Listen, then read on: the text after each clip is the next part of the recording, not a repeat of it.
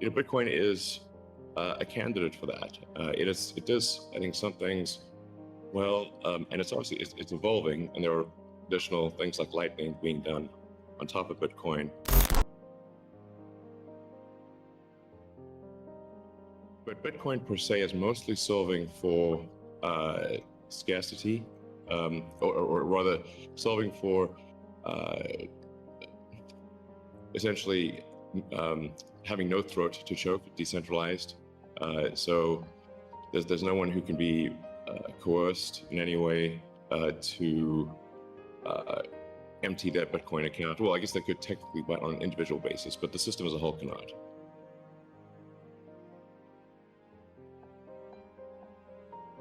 I've been thinking about money for a long time, and really, it's best to think of money as an information system, primarily an information system for labor allocation, and for practical purposes, it exists in a series of heterogeneous databases, like very different databases in bank mainframes around the world.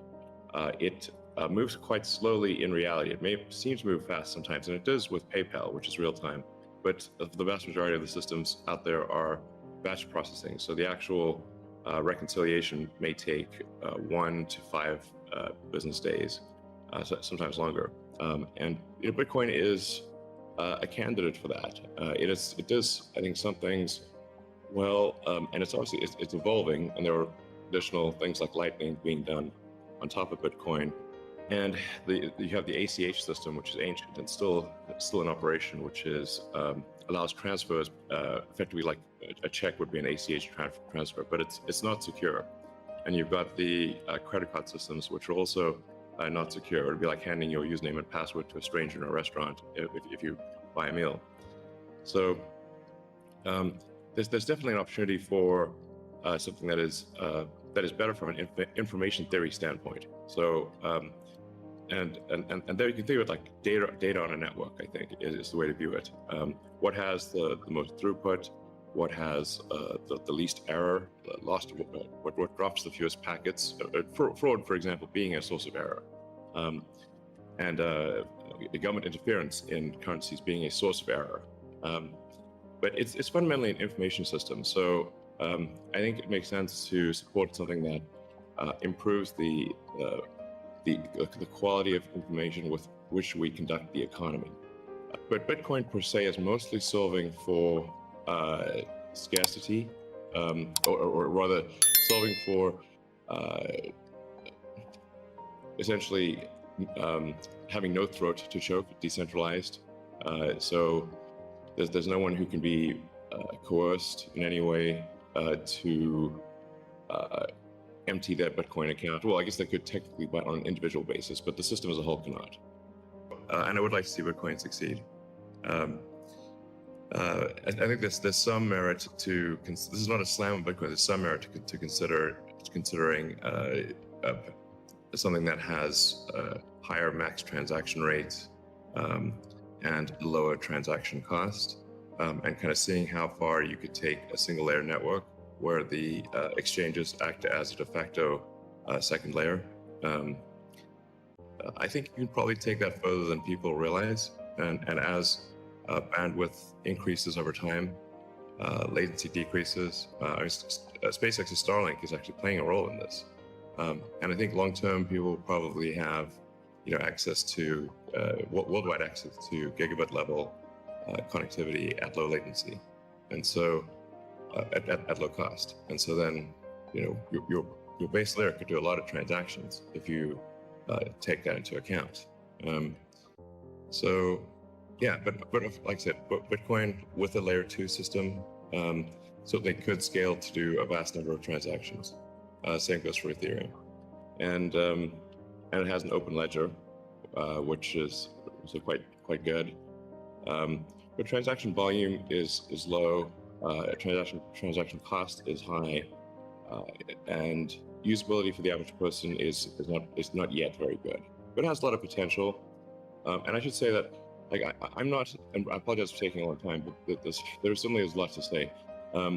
In general, I'm a supporter of Bitcoin and the idea of cryptocurrency in general. But as I've said publicly, we do need to watch out for crypto taking, especially Bitcoin, using proof of work to maybe use energy that's maybe a bit too much and not necessarily good for the environment. Yeah, that's part of why I think there may be some merit to something that may seem silly, like Ethereum, like Dogecoin. I think Ethereum also, the three things I own outside of SpaceX and Tesla, and also obviously it's a Neuralink and boring company, but of any significance are Bitcoin by far, and then some Ethereum and some Doge. So if the price of Bitcoin goes down, I lose money. I'm not sort of, I might pump, but I don't dump. It's not a case of, I definitely do not believe in getting the price high selling or anything like that. But on balance, I support Bitcoin, and I'm not an investor. The only publicly traded stock I own is Tesla, and the only significant thing I own outside of Tesla is my SpaceX stock that helped create both companies. So, but apart from that, I do own Bitcoin, and Tesla owns Bitcoin, SpaceX owns Bitcoin, and then I do personally own a bit of Ethereum and Dogecoin, of course. Bitcoin does have a fundamental scarcity limit at the base layer that's designed in. That doesn't mean you can't have some layer 2 system in theory like Lightning. I understand Lightning is doing well in some small countries. There's some question mark as to whether you need a money transmitter license. Just a debate as to whether that's needed, given that it is not open ledger. So that's a whole separate debate, of course. But Bitcoin by itself simply cannot scale to be the monetary system for the world at base layer. But with a second layer, this is possible depending upon how that second layer is implemented. Yeah, I mean, these things it's helpful to use the physics tools of thinking and say, scale up, scale down, and see if it still makes sense.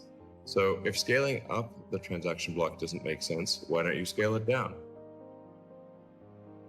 And have it be, so that somebody, with a laptop from 2008 can still run Bitcoin node. Why not slow it down? Oh, you want to slow it down? Well, maybe you're at the wrong number then. The reality is the average person is not going to run a Bitcoin node. So this is and Bitcoin, it was a lot of clever ideas, but these parameters were set, I don't know, in 2008 or something, maybe 2009. And there's been some improvements since then, but not a lot. So, it's sort of there was still, in 2008, there was still a non-trivial number of people on modems. So, now it is quite common to get 100 megabits connection just for a house.